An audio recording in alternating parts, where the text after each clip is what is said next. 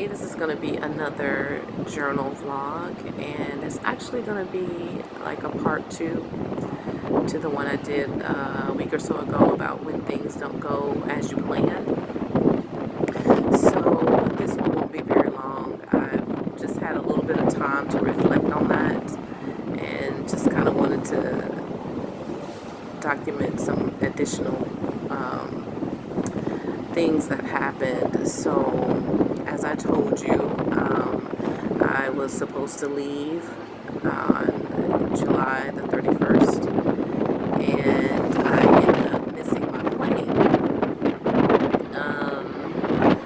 So,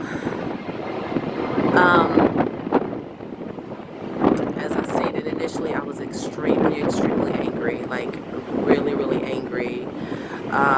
Because I was here at the airport. I was aware that you needed to be here like 3 hours prior because of because it was an international flight. But what basically happened, well, I told you how I really did show out. And when I say that, I was just so angry at the thought that I was going to miss that flight. I really wanted to be on that flight and be out. And basically what happened is when I arrived about 45 minutes prior to my flight leaving. And upon getting to the counter, there was no one at the counter. No one nowhere for that particular airline was at the counter. I was in a frenzy. I started yelling and screaming, like, where's the supervisor? Can anybody help me? I knew I was running short on time. And basically what had happened is I had purchased a bag, and I was transferring clothes from an old bag into a new bag, and lost track of time. But I was here at the airport. So when I got over to the international side, no one was at the ticket counter. It was about 45 minutes prior to my flight.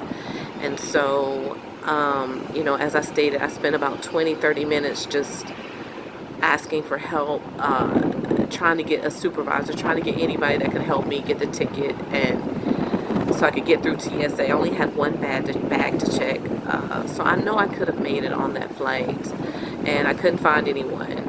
When I finally, some police officers did finally come over, they called, and at that particular time, by that time about 20-30 minutes had passed. So I was told that they were going to, they were basically preparing, loading the flight, that I was going to miss the flight, but they would send someone to talk to me as soon as the flight took off. And that's basically what happened. Once the flight took off, they did come back and speak with me, and I was very I really just wanted out of here. I could not believe it.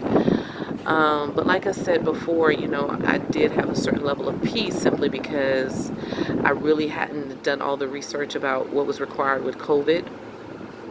And, but at the same time, since I've had a few days to just reflect on this, like, I know that they intentionally caused me to miss that flight. There's a lot going on here, and it was done intentional. Even though I had 45 minutes before my flight took off, that was enough time. Had somebody been at that counter to give me that ticket for me to get through TSA and get on that flight. I used to work at an airport. I worked at the airport for a minute in Atlanta, and I've seen people run to get on the flight. As long as that plane door isn't shut, you can get on that flight.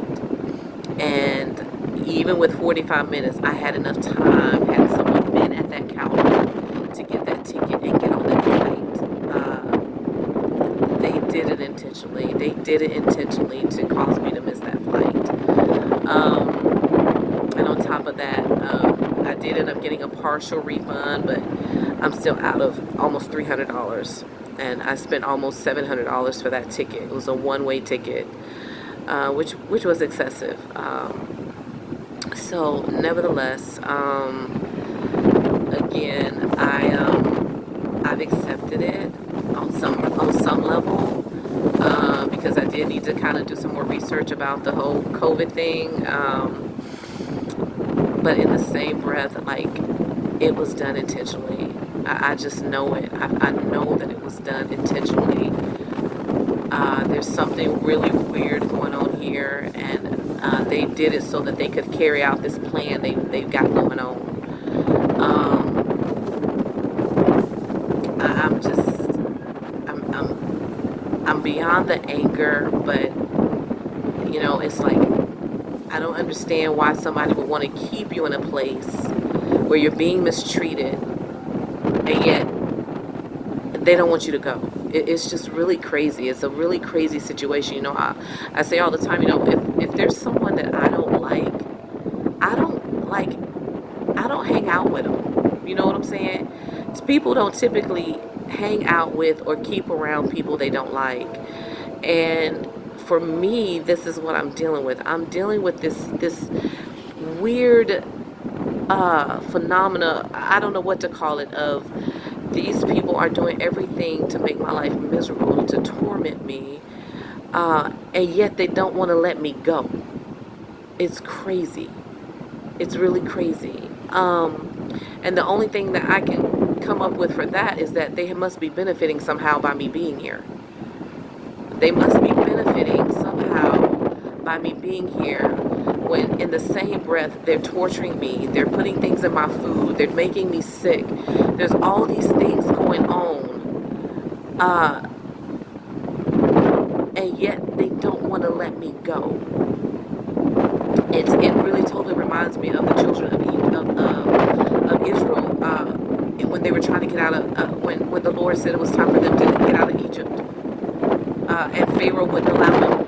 Pharaoh didn't want to let them go, and so God had to up the ante and bring all these plagues because he refused to obey God. And I believe that is some of what's going on here. But like I said, on the one hand, I'm taking this time to go ahead and get everything in order. But in the same breath, I'm running out of money. It's like everything that could happen is happening.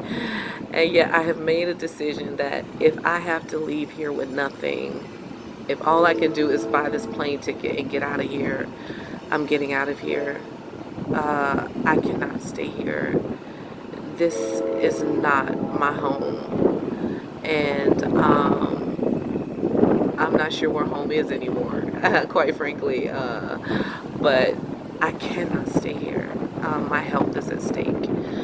And I'm going if I have to go with nothing. And nothing's going to stop me. So anyway, I just wanted to add a few more thoughts about that.